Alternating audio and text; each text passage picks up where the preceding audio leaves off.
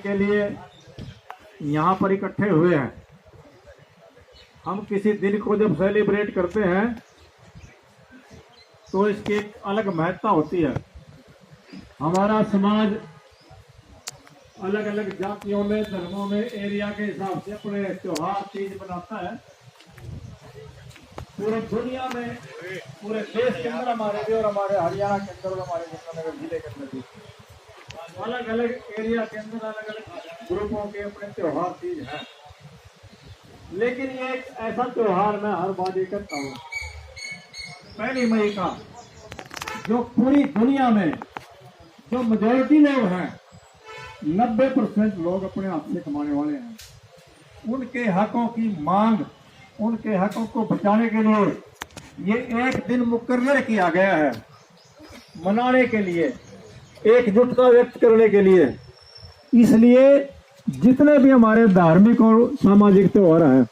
उनमें सबसे ज्यादा मैं समझता हूं इस दिन की महत्ता है। हम जिस रूप में आज यहां बैठे हैं, थोड़ी बहुत जो समृद्धि वर्किंग क्लास को मिली है, वो ना तो मई दिवस के एक दिन की शहादत से मिली है और ना हमारे खाली एक दिन के मजदूर दिवस के मनाने के रूप में उसको हम कायम रख सकते हैं। एक लगातार समाज के विकास के साथ जैसे जैसे राजतंत्र का सिस्टम बढ़ता रहा, बिगड़ता रहा, राज व्यवस्थाएं बदलती रही, तो राजशाही और चाहे राज सत्ता में बैठे हुए लोग, उन्होंने अपनी सत्ता को कायम रखने के लिए मजदूरों को, समाज को बांटने के लिए अलग अलग तरीके खोजे। धक्के से राजशाही चलाई हो या आज के दिन समाज को बांट करके राजसत्ता कायम करने की बात हो, और या पूंजी के बल पर अलग अलग तौर तरीके हो अपनी सत्ता को कायम रखने के लिए। पिछता मजदूर है, इसलिए आज के दिन की हालांकि ऐतिहासिक रूप से आपको साथियों ने बताया भाई झंडा लाल कैसे हुआ, किस प्रकार शहादतें दी।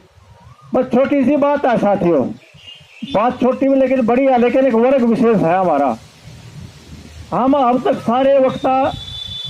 जो पेड मजदूर हैं,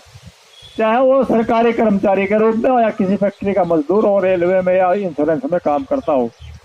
या सरकारी इदारों में काम करते हैं, हम सिर्फ यही तो चिंता कर रहे हैं कि सारे पेंशन खत्म हो गई, कच्चे कर्मचारी भर्ती करने शुरू कर दिए। लेकिन जो बहुत बड़ा वर्ग पूरी दुनिया में और हमारे देश में भी और प्रदेश में भी जो असंगठित मजदूर हैं, खेत